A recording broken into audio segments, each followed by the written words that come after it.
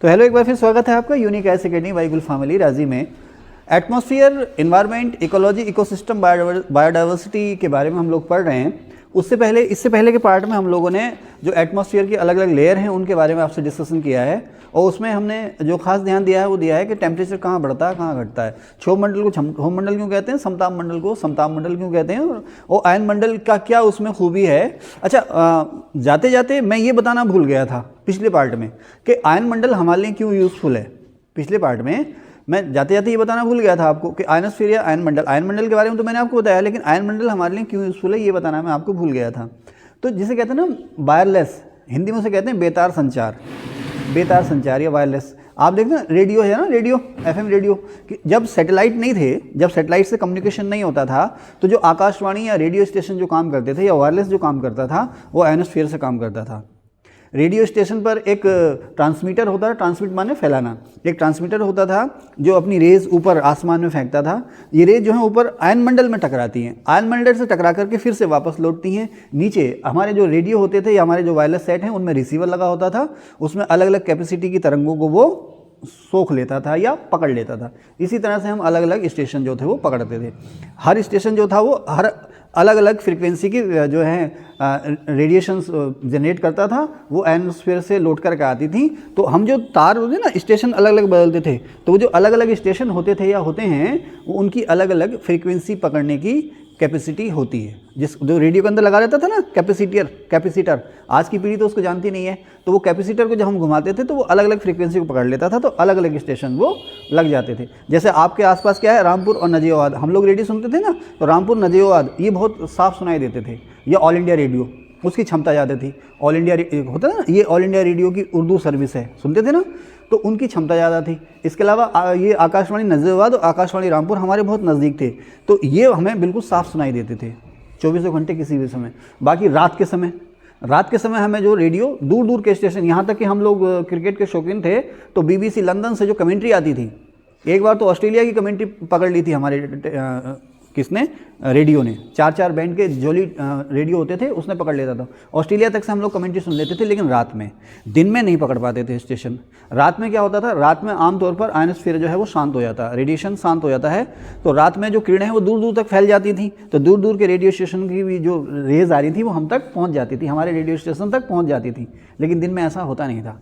तो जो बेतार संचार है या रेडियो ट्रांसमिशन है या वायरलेस कम्युनिकेशन है, और पुराने ज़माने के जो एंटीना वाले जो टेलीविज़न होते थे जो मध्यम चलते थे, एंटीना हमें घुमाना पड़ता था, वो जो ट्रांसमिशन, वो जो संचार या कम्युनिकेशन, चाहे वो रेडियो का हो या टेलीविज़न का हो, वो पॉसिबल होता था या होता है आयनोस्फीयर से। लेकिन अब तो धीरे धीरे सब सेटेलाइट बेस होता जा रहा है। ठीक है, तो इसकी बात रह गई थी तो मैंने कहा चलो बताता चलूँ। अब हम इस सेकेंड पार्ट में बात करेंगे ग्रीन हाउस इफेक्ट की।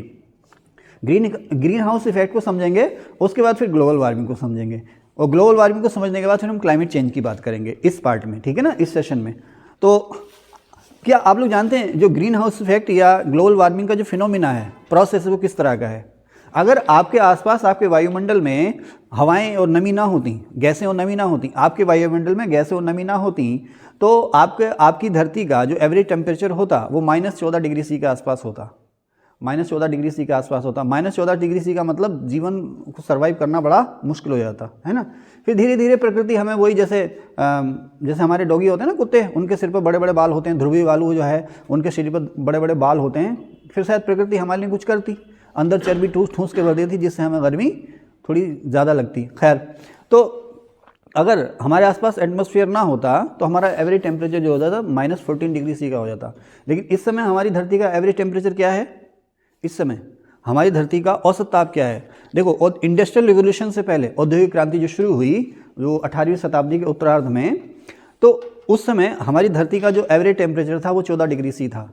एवरेज टेम्परेचर का मतलब सहारा बहुत गर्म है, तो अल अजीज़िया बहुत गर्म है, तो साहब मुक्तेश्वर बहुत ठंडा है, ध्रुवों और अंटार्कटिका पर बहुत ठंडी है। तो पूरी दुनिया का जब हम औसत तापमान निकालें तो औद्योगिक क्रांति के समय ये 14 डिग्री सी था, लेकिन अब ये बढ़कर हो गया है 1 डिग्री सी टेम्परेचर बढ़ गया निर्विवाद रूप से। अब ये टेम्परेचर हो गया 15 डिग्री सी। अगर आप पुरानी किताबें पढ़ेंगे तो उसमें अभी भी 14 डिग्री सी लिखा रहेगा, कुछ लोग अभी भी 14 डिग्री सी बताते हैं, लेकिन सही आंसर है इसका IPCC की आप रिपोर्ट निकाल के देख लीजिए। अब जो टेम्परेचर हो गया पूरी धरती का औसत तापमान वो हो गया 15 डिग्री सी। अब ये 15 डिग्री सी तापमान जो औसत तापमान है, तो कहीं 50 डिग्री सी भी है, तो कहीं -50 डिग्री सी भी है इसी धरती पर, ठीक है। तो उन सब का हमने मीन या एवरेज या औसत या माध्य निकाला है, जो निकल के आता है 15 डिग्री सी। औद्योगिक क्रांति के समय ये 14 डिग्री सी था, अब 15 डिग्री सी हो गया। उसी तरह से कार्बन डाइऑक्साइड की मात्रा, अगर आप पुरानी किताबें देखेंगे तो कहेगा वायुमंडल में कार्बन डाइऑक्साइड की मात्रा कितनी है, 0.03% कहेगा, और पानी में है 0.3%। लेकिन अब ये चेंज हो गया, अब कार्बन डाइऑक्साइड की मात्रा जो है हमारे वायुमंडल में 0.04% है। ध्यान रखना, कार्बन डाइऑक्साइड और जो दूसरी ग्रीन हाउस गैसेज हैं वो बढ़ रही हैं, और जो हमारे लिए यूज़फुल गैसें नाइट्रोजन और ऑक्सीजन जैसी गैसें, इनकी क्वांटिटी लगातार कम होती जा रही है, ठीक है। तो ये क्या फिनोमिना है, ग्रीन हाउस इफेक्ट क्या है, इसके बारे में हम लोग जानेंगे आपसे। बहुत ज़्यादा तेज़ तो नहीं बोल रहा मैं, क्षमा शाहीन, बात समझ में आ रही है, ठीक है। अभी बात समझ में नहीं आ रही है, पहले आपको ग्रीन हाउस इफेक्ट को समझना पड़ेगा, और उस ग्रीन हाउस इफेक्ट को समझने से पहले हम जानेंगे ग्रीन हाउस होता क्या है। हिंदी में से कहते हैं हरा भरा घर। आप लोगों ने देखा, आपने नाम सुना होगा पॉली हाउस, सरकार सब्सिडी भी देती है पॉली हाउस को बनाने के लिए। आप बताएं सर, इमरान जी, पॉली हाउस क्या होता है? हाँ बताएं, जल्दी बताएं। हाँ वेरी गुड, शाबाश, बहुत अच्छे यार इमरान, तुम तो बहुत होशियार होते जा रहे हो, गजब। और ये तुम्हें जो बोलने का जो तरीका मिला है ना, ये पत्रकारिता से मिला है। अब हर आदमी तो पत्रकार हो नहीं सकता, कभी सोचो हम भी माइक लेकर पत्रकार बन जाए, फिर इमरान की तरह बोलेंगे तो ठीक है, लेकिन अच्छा बोले, दोबारा से बोलें।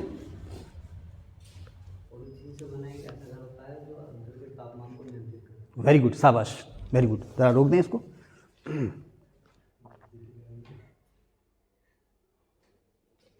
तो खैर, पॉली हाउस, पॉली का मतलब समझ रहे हैं आप, पॉली किसकी शॉर्ट फॉर्म है, पॉलीमर की। तो एक खास किस्म की प्लास्टिक की सीट होती है जो कांच जैसी होती है, वो ना कांच ही है ना प्लास्टिक ही है। एक खास किस्म की जो है कि शीट होती है, जो कि एक खास केमिकल का पॉलीमर है। पॉलीमर को शॉर्ट में हमने नाम दे दिया पॉली, और इसी पॉलीमर या इसी पॉली से या इसी पॉलीथीन से या इसी विशेष प्रकार की कांच की शीट से हमने एक गोल घेरा बनाया, एक घर बनाया, है ना, घर बना लिया, उसी को हमने नाम दे दिया पॉली हाउस। मिट्टी का घर मड हाउस, है ना, ईंट का घर ब्रिक हाउस। उसी तरह से इस पॉलीथीन का या इस कांच की विशेष शीट का घर वो हो गया आपका पॉली हाउस। देखा आपने किस तरह से बना रहता है, जैसे नीचे ये आपका ये नीचे आपकी अर्थ सरफेस है, मैं दिखाई दे रहा हूँ सर इसमें, इधर थोड़ा फोकस करेंगे इसको, दिख रहा है। तो ये आपकी अर्थ सरफेस है, ठीक है, उसके ऊपर आपने ये इस तरह से गोल घेरा बना दिया है। ये थोड़ा और बड़ा बना दूँ, बड़ा बना देता हूँ।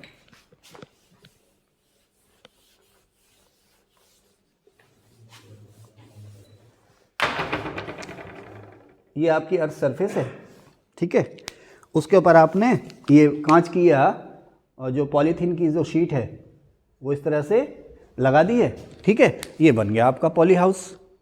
लकड़ी लगा दोगे इस तरह से तो ये लकड़ी का हाउस हो जाएगा, है ना।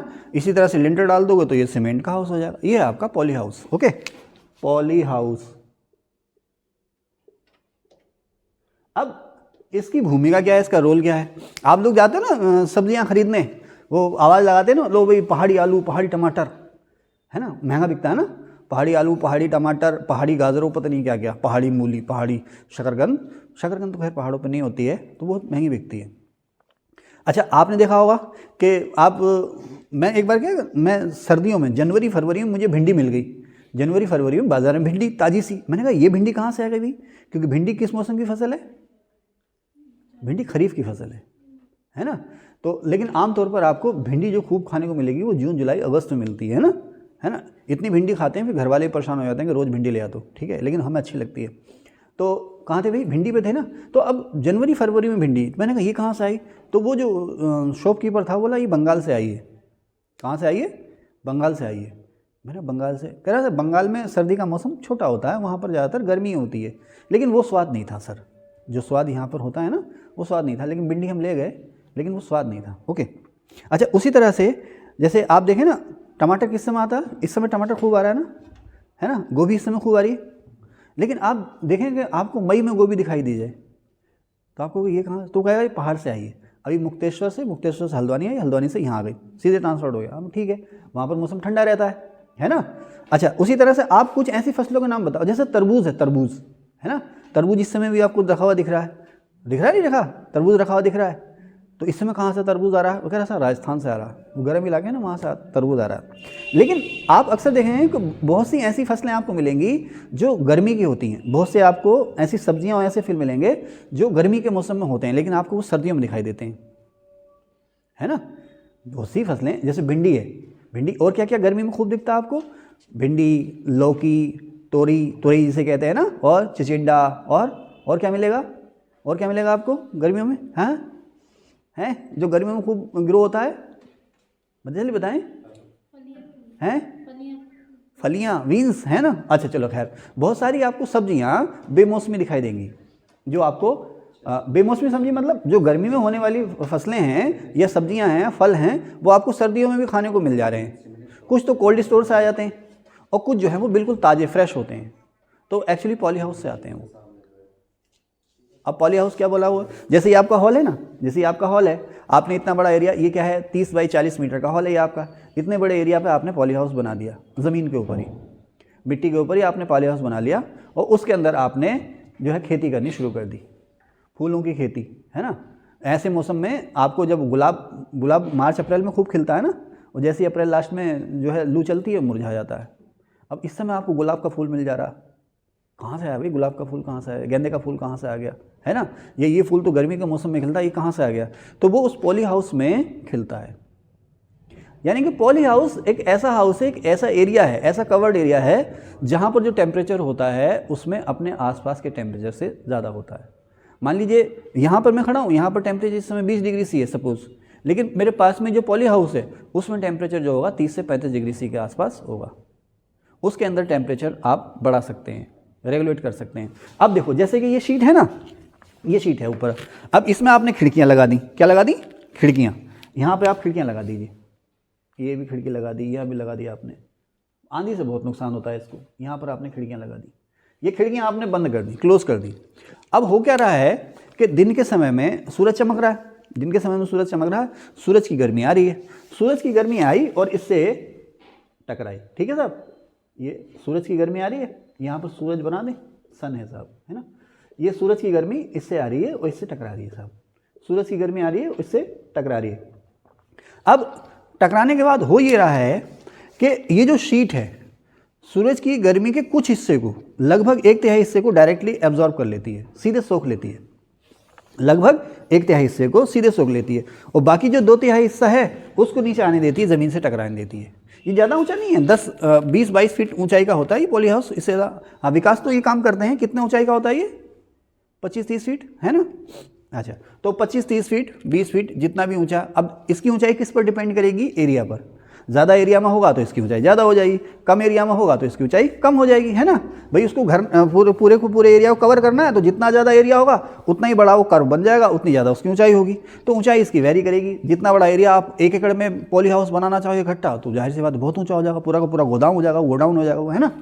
तो ये जो शीट है ना बेटे, ये जो कांच की शीट है या प्लास्टिक की या पॉलीथीन की शीट है, इसकी खूबी ये है कि सूरज की आने वाली गर्मी के 1/3 हिस्से को ये रोक लेती है, ठीक है ना, और बाकी 2/3 हिस्से को नीचे आने देती है। अब ये जो 2/3 हिस्सा दिन के समय में आ रहा है, धरती इसको सोख ले रही है, धरती जो है इसको सोख ले रही है, इस हिस्से को धरती सोख ले रही है, कुछ हिस्से को तुरंत रिफ्लेक्ट कर दे रही है, लेकिन ज़्यादातर हिस्से को धरती या ज़मीन या सरफेस जो है वो सोख ले रही है, मिट्टी सोख ले रही है। अब रात आती है ना, सूरज छिप जाता है, सूरज की किरणें या सूरज की गर्मी आ नहीं रही है, तो अब यहाँ से इसने जो सोखा था उसको और इसने जो सोखा था उसको धीरे धीरे इसने वापस भेजना शुरू कर दिया, आसमान की तरफ को या अंतरिक्ष की तरफ को भेजना शुरू कर दिया। आपने कहा, आपने सुना ना, जो अच्छे अवशोषक होते हैं उतने ही अच्छे उत्सर्जक होते हैं, सुना है ना, सुना है ना क्योंकि पानी जो है ना, आपने देखा पानी देर से गर्म होता है, यानी कि बुरा अवशोषक है, लेकिन फिर देर से ही ठंडा भी होता है, तो बुरा अवशोषक है तो बुरा उत्सर्जक भी है। ज़मीन आप देखो देर से गर्म होती है ना, अगर आप रेत की बात नहीं कर रहा मैं, सामान्य सरफेस की अगर आप बात करें तो देर से गर्म होती है, लेकिन वो ठंडी भी फिर देर से ही होती है ना, ठीक है। तो जो जितनी जल्दी गर्म होता है उतनी जल्दी ठंडा भी हो जाता है। तो अब आप देखें कि ये दिन भर में ये गर्म हो जाते हैं। गर्म क्यों हो रहे हैं, इस हफ्ते गर्म क्यों हो रही है, क्योंकि ये सूरज की गर्मी को सोख ले रही है। अब जब रात आई तो इसने जो हीट एब्जॉर्ब की थी, अगर ये हीट एब्जॉर्ब करेगा नहीं तो फट जाएगा गर्मी के हमारे। अब जब रात आएगी तो इसने जो हीट एब्जॉर्ब करी थी उसको इमेट करने लगा, उत्सर्जन, यानी उत्सर्जन का मतलब बेटे बाहर फेंकना, है ना। जैसे गालियाँ बकते हैं ना, गालियाँ बकते हैं तो अपने अंदर का गुस्सा उत्सर्जन करते हैं ना हम, है ना भाई। कुछ लोगों की बर्दाश्त की क्षमता बहुत होती है, कुछ लोगों की नहीं होती है। तो आपको कोई सतारा आपने एब्जॉर्ब कर लिया, उसके बाद आप फट पड़े, गालियाँ बकने लगे या लात घूसा मुक्का, वो उत्सर्जन तो है, गुस्सा निकल रहा है सर बाहर। बट जब ठंडा हो जाते हैं आप, रात को सोते हैं, सो के सुबह उठते हैं, अरे यार ये क्या कर दिया, अरे जब मैं गाली दे रहा था, अरे आसिया भी वहीं थी, अरे सोनू भी वहीं थी, प्रियंका भी वहीं थी, अरे गीता भी वहीं थी, है ना। सुबह उठ के सोचते हैं ना अब क्या करें, है ना, लेकिन तभी तो कहा है ना भी कमान से निकला तीर और मुंह से निकली बात लौट कर कभी वापस नहीं आती, है ना। तो खैर, लेकिन यहाँ फिनोमेना चलता रहता है। अब हुआ ये कि रात हुई तो इसने जो हीट एब्जॉर्ब की थी वो भी इसने बाहर छोड़ दी, और इसने जो हीट एब्जॉर्ब की थी धरती ने या मिट्टी ने, उसने उसको बाहर फेंकना शुरू कर दिया। ठीक है, अगर नॉर्मली ये शीट ना होती तो सारी की सारी हीट बाहर चली जाती, लेकिन ये शीट क्या है, इसकी खूबी ये है कि ये जो रेडिएशन, ये जो गर्मी वापस जा रही है, सुने बेटे, ये जो गर्मी वापस जा रही है उसके कुछ हिस्से को ये सोख ले रही है। गर्मी वापस जा रही है, उसके कुछ हिस्से को ये शीट जो है वो सोख ले रही है, जिसकी वजह से यहाँ पर टेम्परेचर ज़्यादा हो जा रहा है, इसके अंदर टेम्परेचर ज़्यादा हो रहा है। अब मैं आपको इसको फिजिक्स और केमिस्ट्री की भाषा में बताता हूँ। सूरज से आप देखेंगे अलग अलग तरह के रेडिएशन आते हैं, मैं दिख रहा हूँ सर इसमें, है ना। सूरज से अलग अलग तरह के रेडिएशन आते हैं। एक होता है, आप सुनेंगे विजिबल रेज, विजिबल रेज, ठीक है ना। दूसरा होता है इंफ्रारेड रेज, इंफ्रारेड रेज। तीसरा आता है अल्ट्रावायलेट रेज, अल्ट्रावायलेट रेज। दृश्य किरणें, अवरक्त किरणें और परावैंगनी किरणें। एक शब्द आता है वेवलेंथ या तरंग की लंबाई। सूरज से ये अलग अलग तरह का रेडिएशन यानी कि अलग अलग तरह की तरंगें आ रही हैं। अलग अलग तरह की तरंगें हैं क्योंकि इनकी तरंगों की लंबाई, जिसे इंग्लिश में हम कहते हैं वेवलेंथ, शुद्ध हिंदी में कहते हैं तरंग दैर्घ्य, वो अलग अलग है। इसका सिंबल क्या है, लैम्बड़ा, है ना, है ना, ऐसे तो बनाते हैं लैम्बड़ा, इस तरह से, है ना, ऐसे बनाते हैं ना। तो इसकी जो वेवलेंथ है वो अलग अलग है। जो दृश्य किरणें उनकी वेवलेंथ अलग है, जो इंफ्रारेड या अवरक्त किरणें हैं उनकी वेवलेंथ अलग है, वेवलेंथ माने तरंग की लंबाई, और जो अल्ट्रावायलेट रेज हैं उनकी तरंगों की लंबाई अलग अलग है।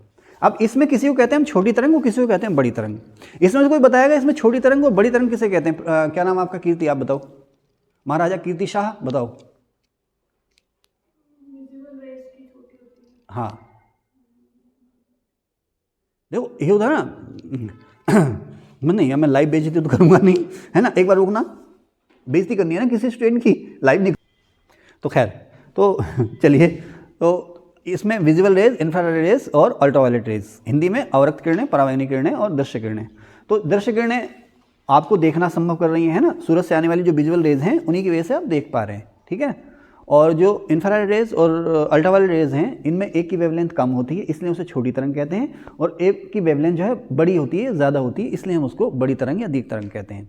आप लोग सुनेंगे ना तो कहेंगे लघु तरंग और दीर्घ तरंग, दीर्घ माने बड़ा और लघु माने छोटा। तो यहाँ पर लंबाई, ये जो छोटा और बड़ा जो है वो लंबाई है, लंबाई किसकी? तरंग की, जिसे इंग्लिश में हम कहते हैं वेवलेंथ, ठीक है।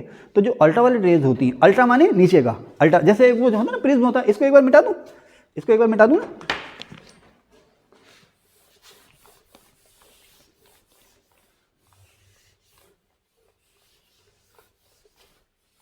भैया सुरेश जी ये डस्टर चेंज कर दो।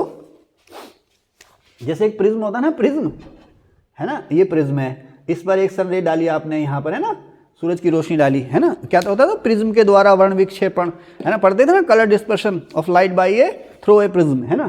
तो यहाँ से साहब इसका रिफ्रैक्शन शुरू हो गया, उसके बाद ये अलग अलग हिस्सों में बट गया, तो 7 किरणें आपने निकाल दे दो बिग ब्रो वाली, 1 2 3 4 5 6 और 7 किरणें आप निकाल दी। इसको सर क्या कहते थे? विजिबल स्पेक्ट्रम या दृश्य स्पेक्ट्रम कहते थे ना, दृश्य विकिरण या दृश्य स्पेक्ट्रम कहते थे। तो ये 4800 से 7800 के बीच की जो रेंज है, वेवलेंथ की जो रेंज है, क्या 4800 मीटर या एंगस्ट्रॉम, क्या है ना, है 4800 एंगस्ट्रॉम, है ना। हाँ, तो जो भी 4800 से 7800 के बीच की जो रेंज है, यानी कि इस लंबाई की जो किरणें हैं उन्हें हम कहते हैं विजुअल रेज या दृश्य किरणें। अब इससे नीचे जब हम आए, इससे नीचे का मतलब है इससे कम लंबाई की, इससे कम वेवलेंथ की जो तरंगें हैं उन्हें हम कहते हैं अल्ट्रावायलेट। क्या कहते हैं?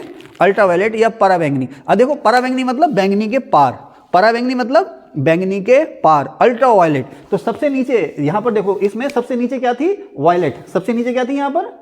वायलेट कलर है ना सबसे नीचे, है ना, और सबसे ऊपर क्या है यहाँ पर? Red colour. तो देखो अल्ट्रावायलेट यानी कि पराबैंगनी, यानी कि बैंगनी के पार की, ठीक है ना। और फिर यहाँ पर था इंफ्रारेड, इंफ्रारेड हिंदी में क्या कहते हैं? अवरक्त, यानी कि लाल किरणों से ऊपर की। तो जो लाल रंग का जो सूरज है ना, सूरज में 7 रंग हैं, सूरज की रोशनी में 7 रंग हैं, 7 अलग अलग रंग हैं। तो 7 अलग अलग रंग हैं तो 7 ही अलग अलग तरह की वेवलेंथ है ना। तो इस विजिबल स्पेक्ट्रम में भी मैंने बताया ना 4800 से 7800 तक का स्पेक्ट्रम है वो। तो सबसे नीचे क्या हुई, वायलेट। सबसे कम वेवलेंथ किसकी हुई इसी में, वायलेट की। फिर बिबग्योर, आगे चलते गए आप, Indigo, blue, green, yellow, red. सबसे ऊपर क्या हुई, रेड। तो रेड कलर की जो वेवलेंथ है वो है 7800 एंगस्ट्रॉम की, है ना, ठीक है ना साहब। तो 4800 से 7800 के बीच में जो किरणें हैं, जो तरंगे हैं सूरज की, वो रंग तो हमें दिखाई दे रहा है, बाकी हमें दिखाई नहीं दे रहा। ना इधर वाला दिखाई दे रहा और ना ही इधर वाला हमें दिखाई दे रहा है। तो वायलेट से भी कम लंबाई की जो तरंगे हैं उन्हें हम कहते हैं छोटी तरंगें या परावैंगनी तरंगें या अल्ट्रावायलेट तरंगें। और रेड से ज़्यादा या दृश्य स्पेक्ट्रम से ज़्यादा लंबाई की या उससे ज़्यादा वेवलेंथ की जो तरंगें हैं उन्हें हम कहते हैं इंफ्रारेड या अवरक्त किरणें। तो छोटी लंबाई की या छोटी तरंगें या लघु तरंगें हैं अल्ट्रावायलेट, और बड़ी लंबाई की या दीर्घ तरंगें हैं इंफ्रारेड, ठीक है ना। शॉर्ट वेव्स कौन सी हो गई, अल्ट्रावायलेट, और लॉन्ग वेव कौन सी हो गई, इंफ्रारेड, और इसके बीच की कौन सी हो गई, विजुअल। बात क्लियर है, क्लियर है बात, है ना। अब होता क्या है बेटे, अब मैं इसको फिर मिटाऊंगा।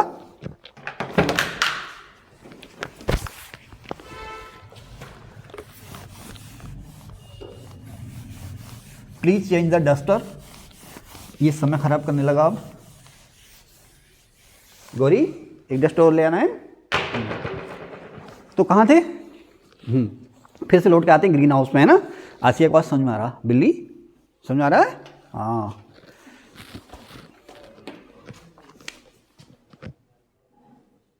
ये बिल्ली कल की कलेक्टर है मेरी कार्ड तोड़ेगी, ठीक है, कई सारे, ठीक है। चलें भाई, तो ये आपका ग्रीन हाउस है ना। अब ये सूरज से, ये सूरज है, इससे सभी तरह की तरंगें आ रही हैं, छोटी बड़ी मीडियम साइज की सभी तरह की तरंगें आ रही हैं इससे, ठीक है, सभी तरह की तरंगें इससे आ रही हैं। अब ये शीट है, ठीक है, इस शीट ने क्या किया, सूरज की 1/3 गर्मी को सोख लिया, बाकी 2/3 हिस्सा यहाँ पर आ गया, 2/3 हिस्सा यहाँ पर एब्जॉर्ब हो गया, 1/3 हिस्सा यहाँ आ गया। ये दिन का समय, अब रात का समय आया, रात के समय में इसने इसको बाहर फेंकना शुरू कर दिया। अब ये जो शीट है इसकी खूबी ये है कि ये जो बड़ी तरंगें होती हैं और जो छोटी तरंगें होती हैं, ये जो शीट है ये क्या करती है, जो बड़ी तरंगें होती हैं उनको एब्जॉर्ब करती है, उनके ज़्यादातर हिस्से को एब्जॉर्ब कर लेती है। बड़ी तरंगें माने इंफ्रारेड रेज या अवरक्त तरंगें, उनके ज़्यादातर हिस्से को ये एब्जॉर्ब कर लेती है। लेकिन जो छोटी तरंगें होती हैं, जो छोटी तरंगें होती हैं यानी कि अल्ट्रावायलेट रेज, उनको आर पार आने देती है, उनको आर पार आने देती है या जाने देती है, ठीक है साहब। तो खैर तो हम यहाँ थे कि सूरज से अलग अलग तरह का रेडिएशन आ रहा, विजिबल रेडिएशन भी आ रहा है और अल्ट्रावायलेट भी आ रहा है और इंफ्रारेड भी आ रहा है।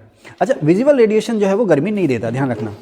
जो विजिबल रेडिएशन यानी कि दृश्य किरणें हैं वो गर्मी नहीं देती हैं, हमें जो गर्मी दे रही हैं वो अल्ट्रावायलेट रेज और इंफ्रारेड रेज दे रही हैं। इंफ्रारेड रेज हमें डायरेक्ट गर्मी दे रही हैं, अल्ट्रावायलेट रेज जो है हमें गर्मी इनडायरेक्ट दे रही हैं। इंफ्रारेड या अवरक्त किरणें जो हैं वो वायुमंडल को सीधे गर्म कर रही हैं या इस ग्रीन हाउस को सीधे गर्म कर रही हैं, हमारी धरती को सीधे गर्म कर रही हैं। लेकिन अल्ट्रावायलेट रेज जो हैं वो हमारे वायुमंडल को या हमारी धरती को इनडायरेक्ट गर्म कर रही हैं, दूसरे तरीके से गर्म कर रही हैं। वो कैसे गर्म कर रही हैं इसको समझते हैं। तो अब आप देखें कि ये जो शीट है ना, ये जो शीट है, जो इंफ्रारेड रेडिएशन है वो अल्ट्रावायलेट रेडिएशन है, उसके लिए अलग अलग किस्म का व्यवहार करती है। जो छोटी तरंगें जिन्हें हम कहते हैं अल्ट्रावायलेट, जो परावैंगनी किरणें हैं जिन्हें हम लघु तरंगें या छोटी तरंगें कहते हैं, उसको ये अपने आर पार आने भी देती हैं, जाने भी देती हैं। उसके लिए ट्रांसपेरेंट हैं ये, है ना। टोटली ट्रांसपेरेंट तो नहीं है, ऐसा नहीं है कि 100% ट्रांसपेरेंट हैं, कुछ हिस्से को फिर भी एब्जॉर्ब कर लेती हैं। लेकिन ये जो प्लास्टिक की शीट है, पॉलीथीन शीट है, ये अल्ट्रावायलेट के ज़्यादातर हिस्से को आर पार आने भी देता है और जाने भी देता है, ठीक है ना। लगभग उसके लिए ट्रांसपेरेंट या पारदर्शी है। ये जो प्लास्टिक की शीट है या ग्रीन हाउस की शीट जो है ये अल्ट्रावायलेट किरणों को आने भी देती है और जाने भी देती है, लेकिन इंफ्रारेड रेज के ज़्यादातर हिस्से को सोख लेती है। ये जो प्लास्टिक की शीट है, बड़ी तरंगें यानी कि अवरक्त किरणें या इंफ्रारेड रेज के ज़्यादातर हिस्से को अपने पास ही सोख लेंगे, लेकिन जो अल्ट्रावायलेट किरणें हैं या लघु तरंगें या छोटी तरंगें जो हैं उसके ज़्यादातर हिस्से को ये आर पार जाने देती हैं। तो अल्ट्रावायलेट रेज आती हैं और टकराती हैं, ठीक है ना। जो भी हिस्सा उसका आ रहा है अल्ट्रावायलेट रेज का, ज़्यादातर हिस्सा अल्ट्रावायलेट रेज का तो ओजोन लेयर ने सोख लिया है, ध्यान रखना। लेकिन ओजोन लेयर ने, ऐसा नहीं कि ओजोन लेयर सारी अल्ट्रावायलेट रेज को सोख लेती है, उसका कुछ हिस्सा नीचे आता है, उसी वजह से हमें गर्मी महसूस होती है। लेकिन अगर वो ज़्यादा आ जाए तो फिर दिक्कत हो जाएगी, जैसे कि आ रही है। तो जो अल्ट्रावायलेट रेस का जो हिस्सा है उसको धरती ने सोख लिया, ठीक है ना, कुछ को तुरंत रिफ्लेक्ट भी कर दिया लेकिन ज़्यादातर हिस्से को सोख लिया। अब जब रात का समय आएगा तो जो अर्थ सरफेस है उसका नेचर ये है, जो हमारी पृथ्वी की सतह जो है ना, उसकी खूबी ये है कि जब भी इससे छोटी तरंगें टकराएंगी, जब वापस लौटेंगी तो वो बड़ी तरंगों में बढ़ जाएंगी, बड़ी तरंगें टकराएंगी तो जब वो वापस लौटेंगी तो वो छोटी तरंगों में बदल जाएंगी। एटमॉस्फेयर ऐसा नहीं करता है, बड़ी तो बड़ी छोटी तो छोटी, ठीक है ना। लेकिन अर्थ सरफेस से अल्ट्रावायलेट यानी कि छोटी तरंगें टकराएंगी और जब वो वापस लौटेंगी तो वो बदल जाएंगी इंफ्रारेड या बड़ी तरंगों में, और इसी से जब बड़ी तरंगें यानी कि इंफ्रारेड टकराएंगी तो जब वापस लौटेंगी तो बदल जाएंगी अल्ट्रावायलेट या छोटी तरंगों में। समझ गए मेरी बात, है ना। उसकी नेचर को ये पलट देती हैं, आईआर को अल्ट्रावायलेट में और अल्ट्रावायलेट को आईआर यानी कि इंफ्रारेड रेज में बदल देती हैं। ओके, तो अब दिन के समय जितनी भी अल्ट्रावायलेट रेज आई थी, ठीक है ना, अब रात के समय में जब उनका उत्सर्जन शुरू हुआ, है ना, उत्सर्जन माने इमिशन जब शुरू हुआ रात के समय में, जब सूरज छिप गया, तो अब ये जो अल्ट्रावायलेट रेज टकराई थी वो पलट के लौट रही है किसमें, इंफ्रारेड रेज में। अब इंफ्रारेड रेज के ज़्यादातर हिस्से को ये शीट सोख लेती है, इंफ्रारेड रेज के ज़्यादातर हिस्से को ये शीट सोख लेती है, जिससे इस एरिया के अंदर गर्मी बनी रहती है। और ये अब आप देख रहे हैं लगातार रेडिएशन आ रहा, दिन के समय फिर रेडिएशन आएगा, तो इससे होता क्या है कि धीरे धीरे यहाँ का टेम्परेचर, इसके अंदर का टेम्परेचर बढ़ने लगता है। अगर ये शीट ना होती तो वो जितनी भी इंफ्रारेड रेज जा रही थी ऊपर एटमॉस्फेयर में जाती, एटमॉस्फेयर सोखता, है ना, जितना टेम्परेचर यहाँ का होता उतना ही टेम्परेचर उसके पॉली हाउस के अंदर का होता। लेकिन पॉली हाउस क्या है, खास किस्म की शीट से बना हुआ है, ये जो है इंफ्रारेड रेज को या अवरक्त किरणों को सोख लेता है। तो कुछ को तो दिन में ही सोख लेता, कुछ तो किरणों को दिन में सोख लेता, बाकी किरणें जो अल्ट्रावायलेट रेज के रूप में टकराई थी और टकरा करके जब रात में वापस इंफ्रारेड रेज के रूप में निकली तो उसके कुछ हिस्से को इसने अपने अंदर सोख लिया। तो धीरे धीरे यहाँ का टेम्परेचर या तापमान जो है वो बढ़ने लगता। बिल्कुल उसी तरह से जैसे आप देखते हो ना, गर्मी के अंदर अगर कार में एसी ना हो, गर्मी के अंदर नहीं, गर्मी के मौसम में अगर कार में एसी ना हो, कार का एसी आप बंद कर दीजिए, शीशे बंद कर दीजिए, जून जुलाई का महीना हो, आप बंद हो जाइए कार के अंदर, मृत्यु निश्चित है, मृत्यु जो है वो निश्चित है। उसके अंदर इतनी गर्मी हो जाती है, इतनी गर्मी हो जाती है, हवा इतनी कम हो जाती है कि धीरे धीरे घुटन हो जाती है, बंदा निश्चित है मृत्यु। कई बार ऐसे हादसे हुए हैं, बच्चे खेल खेल में कार में, कार अंदर से लॉक हो गई गर्मियों में, कई बार ऐसे हादसे हुए, छोटे छोटे बच्चे खेल खेल में, उन्हें कार खोलनी नहीं आती है, कार अंदर से लॉक हो गई, पता ही नहीं चला। माँ ने सोचा बच्चे कहीं खेल रहे होंगे, बाद में पता चला ये क्या हो रहा है ना। वो एक वो होता ना कि जाको राखे साइया माँ सके ना कोई। एक बार मेरी बिल्ली कार में बंद हो गई, रात को आए, हम ढूंढ भी नहीं रहे उसे, गर्मी के मौसम में कार में बंद हो गई वो। और शाम को, मैं कभी शाम को कार खोल के देखता नहीं, पता नहीं ऐसी क्या हुआ, अचानक मैं गया और पता नहीं मेरे दिमाग में क्या आया, मैंने कार का दरवाज़ा खोल दिया। मेरा कुछ भी ऐसा मतलब मिशन नहीं था कि मैं कार को खोल के चेक करूँगा, कुछ भी नहीं था। मैंने ऐसे दरवाज़ा खोला, वो अंदर वो फड़फड़ा रही थी, गर्मी के मौसम में अंदर वो सीट पे फड़फड़ा रही थी, अगर थोड़ी देर और हो जाती तो उसके प्राण फकर उड़ जाते। मतलब ऐसा कुछ भी नहीं था कि मैं कार खोल के देखूंगा, चेक करूंगा, मेरी बिल्ली बच गई, ठीक है। तो खैर समझ रहे ना, जिस तरह से शीशे का घर, आप अपने कमरे में जो है आप ध्यान रखना, आजकल सर्दियों का मौसम चल रहा है ना, अगर आपका कमरा एक तो चारों तरफ से बंद है, ऊपर उसमें कांच की खिड़कियाँ हैं, अगर उसमें, जैसे मेरा एक छोटा सा कमरा है, मैंने जानबूझ के उसमें कांच की खिड़कियाँ लगवाई थी इसी सर्दी से बचने के लिए, चारों तरफ उसमें कांच की खिड़कियाँ, मजाक में लोग उसको शीश महल बोल देते हैं, लेकिन सर्दी में बड़ा मज़ा आता है सर, उसमें ठंड नहीं लगती आमतौर पर। दिन के समय में जितनी भी गर्मी आती है ना, तो कांच उसके कुछ हिस्से को सोख लेता है। गर्मी आई, टकराई, और टकरा करके जब वापस लौटी तो कांच जो है उसके कुछ हिस्से को सोख लेता है। बिल्कुल उसी तरह से जैसे पॉली हाउस गर्मी के कुछ हिस्से को सोख लेता है। तो आप कांच के घर में चले जाइए, उसके अंदर का जो टेम्परेचर होगा अपने आसपास के टेम्परेचर से ज़्यादा होगा। लेकिन उस कांच के घर में जो मेरा छोटा सा कमरा है, गर्मियों में उसमें रुक नहीं पाता हूँ। खिड़कियाँ खोलने के बाद भी मुझे उसमें गर्मी महसूस होती है बहुत ज़्यादा, उसमें मैं गर्मियों में नहीं रुक पाता हूँ। समझ गए साहब? तो अच्छी चीज़ें भी हैं और ख़राब चीज़ें भी हैं, तो ठीक है, समझ ना। तो ये काम जो है वो पॉली हाउस का है। अब पॉली हाउस ने क्या किया, अपने अंदर का टेम्परेचर बढ़ा दिया। अब सर्दी के मौसम में आप जो हैं इसके अंदर ऐसी फसलें उगा सकते हैं जो गर्मी के मौसम की हैं, और कुछ नहीं है साहब। इसकी जो यूटिलिटी है वो ये है कि सर्दी के मौसम में आप ऐसी फसलें इसमें उगा सकते हैं छोटे लेवल पर जो गर्मी के मौसम में मिलती हैं। अब जैसे लौकी खाने के शौकीन है, आपको पता है लौकी इस समय क्या रेट है? 40 रुपये किलो। और जब गर्मी का मौसम आएगा ना तो बड़ी बड़ी लौकी ऑक्सीटोसिन वाली ले जाओ 5 रुपये की एक, ले जाओ 5 रुपये की एक, है ना। जैसे अभी दिसंबर में ना, अभी दिसंबर में जो गोभी होती है ना, गोभी के बड़े बड़े फूल होते हैं ना, गोभी, अभी ये जो गोभी है ना, जब तुम अभी इसको अभी जब खरीदने जाओगे मई में, मई जून जुलाई अगस्त सितंबर अक्टूबर तक जब इसको खरीदने जाओगे, गोभी क्या रेट है आप पूछोगे, है ना, शॉपकीपर से गोभी क्या रेट है, 120 रुपये किलो। उसे पता लेगा तो है नहीं, क्योंकि उसे औकात का पता है ना भाई, हर दुकानदार को ग्राहक के औकात का पता होता है। गोभी क्या रेट है, 120 रुपये किलो। अच्छा अच्छा ठीक है, इंतजार करते हैं सस्ती का बजाय। फिर आ जाती है वो 60-70 के आसपास आ जाती है ना, तो रेंज में आ जाती है। 60-70 के पास जब आती है तो थोड़ी थोड़ी रेंज में आ जाती है। अच्छा भाई दे दो आधा किलो, तो आधा किलो 35 की हो गई ना, वो कहता 40 की कर दूँ, थोड़ा फालतू हो रहा। सोना तोलता है उन जोर में, गोभी ऐसे तुलती है जैसे सोना तुल रहा हो, क्योंकि बहुत महंगी होती है। कहता 35 की हो रही है गुरुजी, 40 की कर दूँ, कर दो यार, देखते हैं। थोड़ा सा नीचे को कांटा उधर है, वो कहाँ से आ रही है, वो पहाड़ से आ रही है, वो जून जुलाई में। और सर्दी में इस समय ऐसा कौन सा फल है जो गर्मी में होता है, भिंडी है ना, भिंडी, टमाटर, लौकी, अभी लौकी की तो बात मैं कर रहा था ना, तरबूज कहीं उगा लो, है ना, रेत में तरबूज भी उग जाएगा, खीरा, ककड़ी, ऐसी टाइप की फसलें ना। आप जरा पूछो तो लौकी का रेट क्या रेट है, 50 रुपये किलो, है ना। फिर जब देखते हैं कि यार 100 रुपये तो बचे, अभी आलू भी लेनी, प्याज भी लेनी, तो चलो छोड़ो। आम आदमी की बात कर रहा हूँ मैं, ये जो है मिडिल क्लास वाला, और हम तुम सब आम ही हैं। तुम खास होते तो यहाँ थोड़ी होते, मुखर्जी नगर में होते। कहाँ होते, मुखर्जी नगर में होते, है ना। हाँ, हम तुम सब आम हैं, ठीक है। तो खैर, तो हम तुम सभी लोअर मिडिल क्लास सोसाइटी के लोग हैं, जो 2-2, 3-3 रुपये देख देख के खर्च करते हैं ना। और जहाँ ज़रूरत से ज़्यादा खर्च करना शुरू कर दिया, कर्ज का मीटर बढ़ने लगता। ओके, कहाँ थे भाई, है ना। तो अब इसकी जो खूबी है ये है कि इसके अंदर आप गर्मी आमतौर पर ज़्यादा होती है, तो सर्दियों के मौसम में आप इसमें गर्मी वाली फसलें उगा सकते हैं। बाकी गर्मी में ये यूज़फुल नहीं है। गर्मी में तो गर्मी होती है, खूब गर्मी होती है, गर्मी में ये बेकार पड़े रहते हैं। लेकिन सितंबर से लेकर फरवरी मार्च तक इसमें आप अच्छी खासी खेती कर सकते हैं, ऐसी चीज़ें जो गर्मी में उगाई जाती हैं। इसी को कहते हैं हम पॉली हाउस, और इसका एक नाम ग्रीन हाउस भी कहते हैं। ग्रीन हाउस पता नहीं क्यों बेचारों ने इसका नाम ग्रीन हाउस रख दिया, लेकिन आप ये कह सकते हैं कि इसमें फसलें उगाई जाती हैं, हरा भरा रहता है इसके अंदर जो कुछ भी है, इसलिए इसको हम नाम देते हैं ग्रीन हाउस का। लेकिन एक्चुअली जो है ये पॉली हाउस है। अब यहीं पर से बात निकल कर आई है ग्रीन हाउस इफेक्ट की, यहीं से बात निकल के आई ग्रीन हाउस इफेक्ट। अब ये ग्रीन हाउस इफेक्ट क्या है, अब देखो मैंने यहाँ पर ये फिनोमिना बना रखा है, इसको मैं फिर से मिटा देता हूँ। इसको आप ऐसे समझ लें,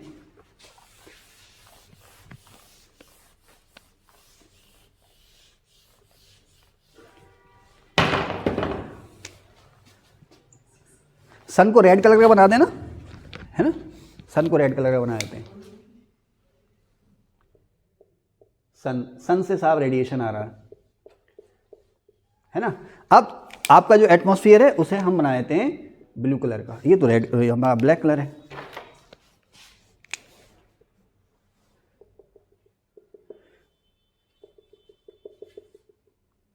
ये आपका एटमॉस्फेयर है, वायुमंडल जिसे कहते हैं ना। जैसे जैसे नीचे आएंगे आप, वायुमंडल घना होता जाएगा, जैसे जैसे नीचे आएंगे वायुमंडल जो है वो घना होता जाएगा, जैसे जैसे ऊपर जाएंगे वायुमंडल विरल होता जाएगा, है ना। इसी आधार पर हमने अलग अलग लेयर बांटी हैं, है ना, इसी आधार पर तो बांटी है अलग अलग लेयर, है ना। अब नीचे आप यहाँ पर बना दें, ये हमारी सरफेस है, ये पृथ्वी की सतह है, पृथ्वी की ये सतह या सरफेस है। बिल्कुल वही जैसे पॉली हाउस में जो फिनोमिना था, जो प्रोसेस था, वही यहाँ पर है। अब सूरज से रेडिएशन आ रहा है, विजुअल भी, इंफ्रारेड भी और अल्ट्रावायलेट भी। अब हमें यहाँ समय नहीं लगेगा। अब ये जो हमारा वायुमंडल है ना, ये बिल्कुल पॉली हाउस की तरह काम करता है। ये सूरज से आने वाला जो रेडिएशन है उसके 1/3 हिस्से को दिन में एब्जॉर्ब कर लेगा, ये उसके 1/3 हिस्से को ये एब्जॉर्ब कर लेगा, 2/3 हिस्से को धरती को छोड़ देगा, ठीक है। तो अब यहाँ पर लघु तरंगे भी आ रही हैं, छोटी तरंगे भी आ रही हैं और बड़ी तरंगे भी आ रही हैं, तमाम तरह की तरंगे यहाँ पर आ रही हैं, यानी कि इंफ्रारेड भी आ रही हैं, अल्ट्रावायलेट भी आ रही हैं और विजिबल भी आ रही हैं। फिर वही है, यहाँ पर 2/3 हिस्सा इसका कितना, 2/3 हिस्सा जो है वो धरती पर आके टकरा गया और 1/3 हिस्सा जो है वायुमंडल ने सीधे एब्जॉर्ब कर लिया, जिसमें ज़्यादा से ज़्यादा शामिल है इंफ्रारेड रेज, ठीक है ना। अब ये जो 2/3 हिस्सा था ये धरती से टकराया, दिन के समय की बात कर रहे हैं हम, धरती ने इसको सोख लिया, एब्जॉर्ब कर लिया। रात के समय में फिर अब ये एस्केप होगा या इसका एमिशन होगा रात के समय। फिर मैंने वही बताया ना आपको, हमारा वायुमंडल बिल्कुल पॉली हाउस की तरह काम करता है कि ये जो अल्ट्रावायलेट रेज या छोटी तरंगे हैं उनको तो आर पार आने देता है, उसके लिए लगभग परमेबल है, ये लगभग ट्रांसपेरेंट है, उनको आर पार आने जाने देगा। लेकिन जो बड़ी तरंगे हैं उनके कुछ हिस्से को ये सोखता रहता है। तो अल्ट्रावायलेट किरणें आई, ठीक है ना। वायुमंडल ने कहा अच्छा भाई कौन हो भी तुम, ठीक है जाओ जाओ, कोई तुम्हारे पास तो पास है, तुम जाओ आराम से, चुंगी का वो बैरियर उठाया, जाओ भी, ठीक है ना साहब। अब वो बैरियर नीचे आया, लेकिन इसने रोक लिया कि भाई अब तुम्हारी मंजिल यही थी, अब तुम यहाँ पर रुक जाओ, सब मुझ में समाप जाओ। ये आत्मा आ रही थी और नीचे धरती जो बैठी है परमात्मा, ठीक है ना। तो अल्ट्रावायलेट किरणें आत्मा है और धरती बैठी परमात्मा, तो आत्मा जो है परमात्मा में मिल गई। लेकिन परमात्मा ने कहा भाई अब तुम जाओ, फिर रात हो गई है, फिर घुमाओ, तो आत्मा फिर निकल ली घूमने। तो खैर दिन के समय में सारी की सारी अल्ट्रावायलेट रेस पृथ्वी ने सोख ली, जितनी भी आई थी, जो भी मात्रा आई थी। अब जब रात आई तो धरती ने इनको वापस जो है इमिट किया, उत्सर्जन इसका किया। लेकिन मैंने आपको बताया ना पृथ्वी की सतह की खूबी क्या है कि जब इससे छोटी तरंगें टकराएंगी तो वापस किस में लौटेंगी, बड़ी तरंगों में, और जब बड़ी तरंगें टकराएंगी तो वापस किस में लौटेंगी, छोटी तरंगों में, ठीक है साहब। तो ये जो हमारा वायुमंडल है इसको इससे कोई लेना देना नहीं है, बस ये कहता है कि भाई जो अवरत किरण है उन्हें मैं छोड़ूंगा नहीं, उन्हें तो मैं बहुत ही मुश्किल से छोड़ूंगा। तो 1/3 हिस्सा अवरत किरणों का इसके सोख लिया। अब बाकी जो 2/3 हिस्सा था, कुछ तो धरती ने सोख लिया, कुछ रात के समय में इसने वापस लौटा। अब जब ये वापस लौटा तो बड़ी तरंगों में या दीर्घ तरंगों में, है ना, बड़ी तरंगों में या अवरक्त किरणों के रूप में या अवरक्त तरंगों के रूप में पलट करके वापस ये लौटा। अब उसके कुछ हिस्से को, ज़्यादा हिस्से को नहीं, उसके कुछ हिस्से को हमारा वायुमंडल सोख लेता है। ओके, इस वजह से हमें गर्मी महसूस होती है। भाई हमारे आसपास नमी है, सबसे ज़्यादा गर्मी कौन सोखती है, या इस इंफ्रारेड रेडिएशन को सबसे ज़्यादा सोखती है नमी, ठीक है ना। उसके बाद सोखती है सबसे ज़्यादा क्या, कार्बन डाइऑक्साइड के मेथेन के नाइट्रोजन के ऑक्साइड के एथेन के फ्लोरीन, क्या CFC के PFC के HFC, या कार्बन मोनोऑक्साइड है ना CO2 से ज़्यादा गर्मी जो सोखती है मेथेन, और मेथेन से कहीं ज़्यादा गर्मी सोखती है नाइट्रोजन के ऑक्साइड, लेकिन CO2 की मात्रा यहाँ पर ज़्यादा है। देखो जैसे है ना कि भाई ऑक्सीजन का सबसे बड़ा सोर्स कहाँ पर है, ऑक्सीजन का सबसे बड़ा सोर्स कहाँ पर है समंदर में। वाह इमरान जी यार, आप तो बड़े होशियार होते जा रहे हो, तालियां बजाओ इनके लिए, है ना। तो समुद्र में तो हाँ वाह वाह, आपके जो फॉलोअर हैं कितनी जोर से तालियां बजा रहे हैं। तो इधर सुनो, अब मुद्दे पे आओ।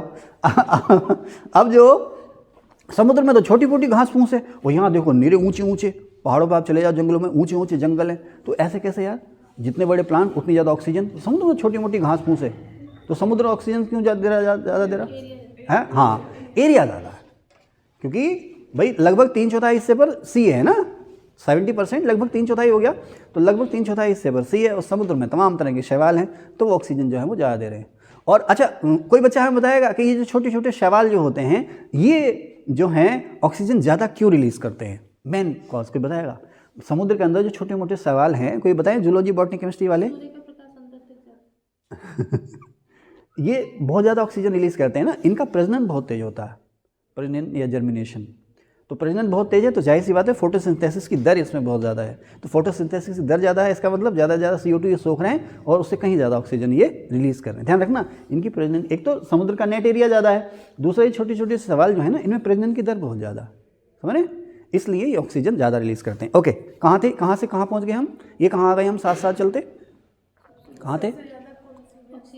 हाँ, तो खैर, लेकिन आमतौर पर देखो गर्मी सबसे, कार्बन डाइऑक्साइड से ज़्यादा गर्मी एथेन सोखती है, मेथेन सोखती है ना, मेथेन से ज़्यादा गर्मी एथेन सोख लेती है, उससे भी ज़्यादा गर्मी जो क्लोरीन या नाइट्रोजन डाइऑक्साइड गैसेज जो है ना वो सोख लेती है। लेकिन बाकी जो गैसें हैं उनकी क्वांटिटी बहुत कम है, कार्बन डाइऑक्साइड की क्वांटिटी बहुत ज़्यादा है, वो भी खासकर कार्बन डाइऑक्साइड भारी गैस है, तो आपके आसपास ये बैठी रहती है, ये वायुमंडल की निचली परतों में या क्षोभ मंडल में ये बैठी रहती है, ठीक है ना।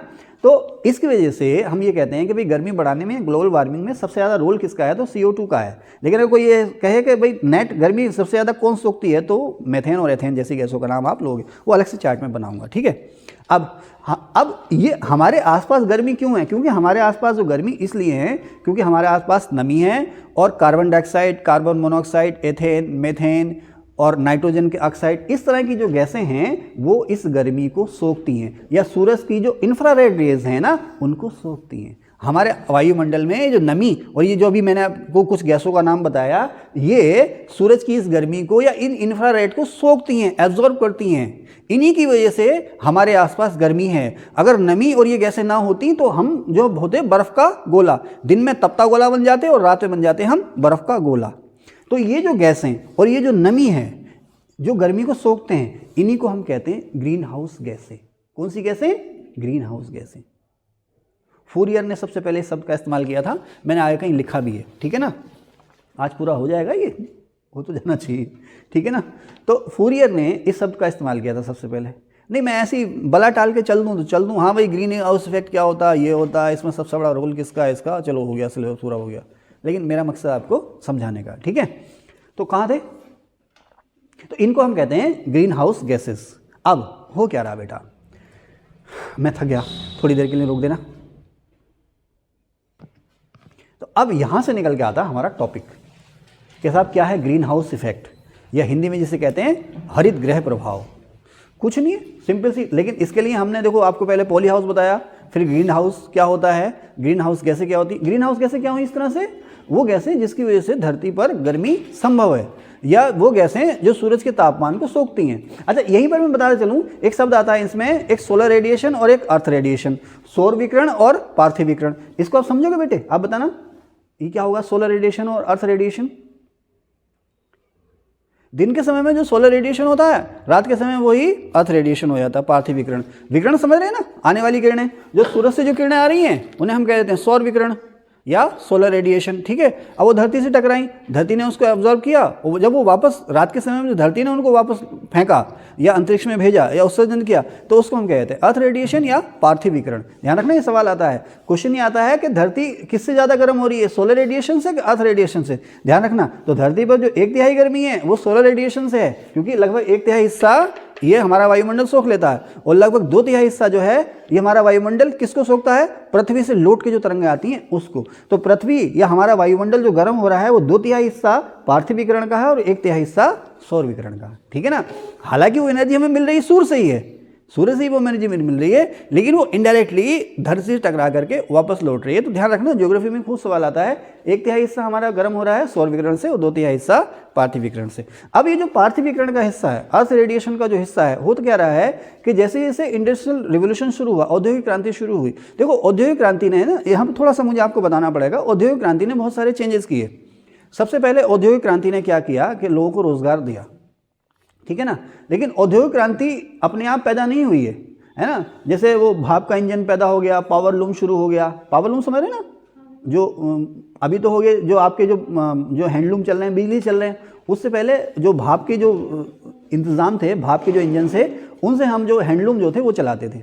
पावर लूम का आविष्कार हो गया, और भी छोटे मोटे टूल जो हैं वो उनका आविष्कार हो गया। नए नए इलाके खोजे गए, है ना, अमेरिका को खोज लिया, ऑस्ट्रेलिया को खोज लिया, नए नए इलाके हमने खोज लिए। समुद्र में दूर दूर तक की यात्राएं करना बड़ा आसान हो गया, समझ रहे ना। धीरे धीरे पूंजी का संचय, यानी कि पूंजी इकट्ठा होने लगी, खेती किसानी बढ़ गई। जब खेती किसानी बढ़ गई, भाई नई नई तकनीक, हमने नई नई टेक्नोलॉजी का आविष्कार हुआ, तो जो फसलें हैं जो ज़्यादा पैदावार देने लगी, उन फसलों ने जब ज़्यादा पैदावार दी तो हमारा पेट भरने लगा, पोषण अच्छा मिलने लगा, हमारी जो एवरेज एज है वो बढ़ने लगी, हमारी जो औसत उम्र है वो बढ़ने लगी। इसके अलावा हमारी प्रजनन क्षमता भी बढ़ गई, आबादी धीरे धीरे बढ़ने लगी। अब अनाज की जब भरपूर पैदावार हुई ना, आबादी बढ़ने लगी। इसके अलावा मेडिकल साइंस ने भी धीरे धीरे तरक्की करनी शुरू कर दी। रोगों से जो हम ना, जैसे आमतौर पर हम टीबी से ही मर जाते थे, है ना, 32 साल की उम्र में पेशवा टीबी से ही मर गए। तो रोगों, नए नए जो घातक रोग थे उनका इलाज भी हमारे सामने आने लगा। हैजा, कॉलरा, टीबी जो थे अब वो धीरे धीरे जानलेवा नहीं रहने लगे। तो आबादी बढ़ने लगी। अब आबादी जब बढ़ी तो इसको खाना भी चाहिए था और काम भी चाहिए था।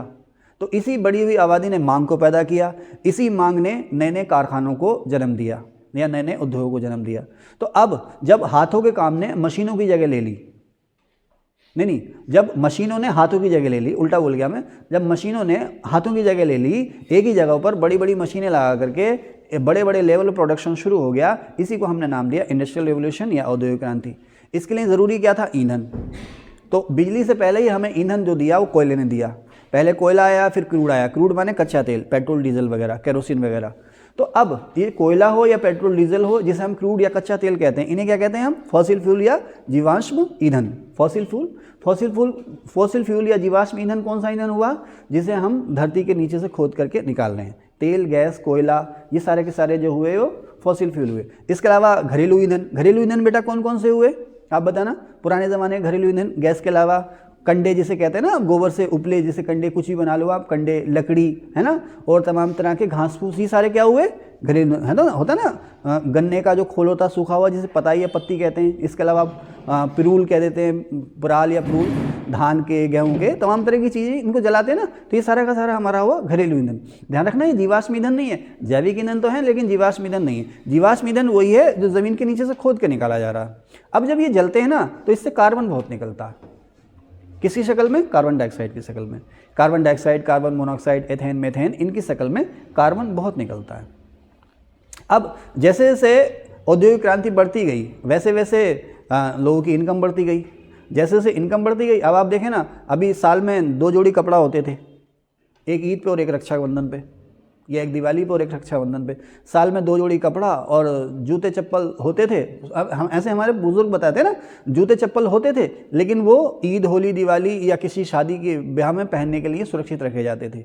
बाकी ज़्यादातर समय लोग नंगे पैरी घूमते थे। यानी अगर गांव में मतलब खेत में अगर काम करने जा रहे हैं ना तो चप्पल पहन के नहीं जाना है, नंगे पैरी चल दिए। मैंने अपने बचपन में बहुत से ऐसे लोग देखते हैं जो बाज़ारों को भी नंगे पैरी पैदल ही निकल लेते, नंगे पैर पैदल निकल लेते थे, चप्पल पहनते ही नहीं थे। और उनके जो तलवों की चमड़ी ये मोटी मोटी जैसे भैंस की चमड़ी होती है ना, है ना, क्योंकि भाई वो उसी तरह से उनकी आदत बन जाती है ना, उन्हें पता ही नहीं चलता था। खैर, लेकिन जैसे जैसे इनकम आने लगी, है ना, सभ्यता का विकास हुआ, लोगों की ज़रूरतें बढ़ी। अब 6 जोड़ी कपड़े चाहिए, हाय क्या पहनूं, मेरे पास तो कपड़े ही नहीं है। आज फुरकान ने बुलाया पार्टी है, कल को सुनीता ने बुलाया पार्टी है, कल को परसों को कीर्ति ने बुलाया, तो एक पार्टी में एक ही ड्रेस को क्या कहते हैं उनको, रिवाइज कहते हैं, क्या कहते हैं, रिपीट, है ना। तो एक ड्रेस को एक पार्टी के अलावा दूसरी पार्टी में हमने रिपीट नहीं करना है। तो बस ज़रूरत से ज़्यादा हम उपभोग करने लगे, है ना। तरह तरह के साबुन, तरह तरह के शैम्पू चाहिए, तरह तरह के कपड़े चाहिए, है ना, तरह तरह का खाना चाहिए। इसी को हम कहते हैं कंजम्पशन। बहुत ज़्यादा डिटेल में बात नहीं करेंगे, इसको हम कहेंगे उपभोग। उपभोग बढ़ने लगा, हमारी आदतें ख़राब हो गई हमारी। उपभोग का मतलब ये है कि ज़रूरत से ज़्यादा इस्तेमाल चीज़ों को करना।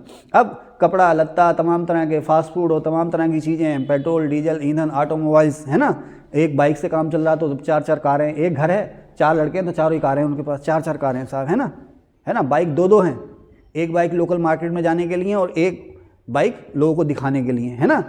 एक बाइक लोकल में चलने के लिए और एक बाइक स्कूटी का पीछा करने के लिए, है ना। इस तरह से कह सकते हैं ना। तो साहब, तो ये तो हो गया कंजम्पशन, हो गया ना। क्या हो गया? ये कंजम्पशन हो गया ना, है ना। तो साहब बस, अब ये सब चीज़ें बन कहाँ से रही हैं? कारखानों में बन रही हैं। और कारखानों में क्या, कोयला जल रहा है ना, तमाम तरह का ईंधन जल रहा है और तमाम तरह की गैस जल रही है। इससे धुआं निकल रहा है। क्या निकल रहा है? धुआं निकल रहा है। अभी इस पे और बात करेंगे, इस धुएं को अभी और धुआं करेंगे, लेकिन अभी हम सिर्फ बात कर रहे हैं ग्रीन हाउस इफेक्ट की। तो इससे क्या साहब, जो ये जो कार्बन डाइऑक्साइड, एथेन, मेथेन, इस तरह की जो गैसें हैं जिन्हें आप ग्रीन हाउस गैसेस कहते हैं, ये हमारे एटमॉस्फेयर में ज़्यादा निकलने लगी या हमारे वायुमंडल में ज़्यादा जमा होने लगी। जैसे इस वीडियो की शुरुआत में मैंने कहा था ना कि औद्योगिक क्रांति के समय जो कार्बन डाइऑक्साइड थी वो 0.03% थी, लेकिन अब हो चुकी है 0.04%। अब इसकी जो डेंसिटी है या इसका जो जमाव है बेटा हमारे वायुमंडल में बढ़ता जा रहा है, इन गैसों का जमाव बढ़ता जा रहा है। तो जाहिर सी बात है, ये गैसें जैसे जैसे बढ़ती जा रही हैं हमारे एटमॉस्फेयर में, तो हमारा एटमॉस्फेयर गर्मी को और ज़्यादा सोखता जा रहा है, या हमारा जो तापमान है हमारे वायुमंडल का या हमारी धरती का जो तापमान है वो धीरे धीरे बढ़ता जा रहा है। किस तरह से बढ़ रहा है? जिस तरह से पॉली हाउस में बढ़ता है। पॉली हाउस की क्या खूबी है कि उसके अंदर जो तापमान है वो एवरेज तापमान से या अपने आसपास के तापमान से ज़्यादा है। पॉली हाउस का ये काम तो है। तो उसी तरह से जो हमारा वायुमंडल है, एयर पोल्यूशन की वजह से, है ना, वायु प्रदूषण की वजह से, तरह तरह के प्रदूषण की वजह से हमारे वायुमंडल में ऐसी गैसें जिन्हें हम ग्रीन हाउस गैसें कहते हैं, उनकी मात्रा लगातार बढ़ती जा रही है, जो गर्मी को सोखती हैं। जो जैसे जैसे उनकी मात्रा बढ़ती जा रही है वैसे वैसे हमारी धरती गर्म होती जा रही है। इसी को हम कहते हैं ग्रीन हाउस इफेक्ट या हरित गृह प्रभाव, और इसी को हम कहते हैं ग्लोबल वार्मिंग या वैश्विक तापन या भूमंडलीय तापन। इसका मतलब क्या है कि धरती का लगातार गर्म होते जाना। जैसे औद्योगिक क्रांति के समय हमारा जो एवरेज हीट थी वो कितनी थी? 14 डिग्री सी। आज कितनी हो गई है? 15 डिग्री सी। तो आगे मैंने लिखा है कि कौन सी गैसें हैं ग्रीन हाउस गैसें हैं और कौन सी गैसें ग्रीन हाउस गैसें नहीं है। मैं आपको बताता भी चलूँ, जैसे ऑक्सीजन, नाइट्रोजन है। ऑक्सीजन, नाइट्रोजन, H2SO4 टाइप की गैसेज हैं। सल्फर डाइऑक्साइड टाइप की जो गैसेज हैं, नहीं, सल्फर डाइऑक्साइड तो हो सकती है इनडायरेक्टली। ये सल्फर डाइऑक्साइड जो है ना डायरेक्ट ग्रीन हाउस गैस नहीं है, लेकिन इनडायरेक्ट ग्रीन हाउस गैस है। क्यों? क्योंकि जब ये ऊपर जाती है तो ओजोन गैस को तोड़ती है या ओजोन लेयर को तोड़ती है, जिसकी वजह से अल्ट्रावायलेट रेज हमारे यहाँ ज़्यादा आती हैं, जिससे गर्मी बढ़ रही है। लेकिन डायरेक्ट अगर हम कहें तो नाइट्रोजन और ऑक्सीजन, हाइड्रोजन, इस तरह की जो गैसें हैं ये ग्रीन हाउस गैसें नहीं हैं, ठीक है ना। लेकिन sulphur dioxide indirectly, sulphur dioxide indirectly, इसके अलावा directly carbon dioxide, ethane, methane, propane, butane, जिसमें भी कार्बन है, जिस गैस में भी कार्बन है, यानी तमाम तरह के जो जो क्या कहते हैं जिनमें कार्बन होता है, केमिस्ट्री में क्या कहते हैं भाई? हैं कार्बनिक है ना, जो भी कार्बनिक यानी कि ऑर्गेनिक जो गैसें हैं, कार्बनिक गैसें हैं, वो सारी की सारी जो हैं वो ग्रीन हाउस गैसें हैं। इसके अलावा हमारी जो नमी है, जो जलवाष्प है, वो भी ग्रीन हाउस इफेक्ट को पैदा करती है। तो खैर ये रहा आपका ग्रीन हाउस इफेक्ट। अब ग्रीन हाउस इफेक्ट की बात हो गई, अब मैं इससे बात करूंगा कि इसकी मूल वजह क्या है, लेकिन उससे पहले हम बात करेंगे ग्लोबल वार्मिंग की। तो इस पार्ट में बस इतना ही, मिलते हैं आपसे तीसरे पार्ट में। Thank you.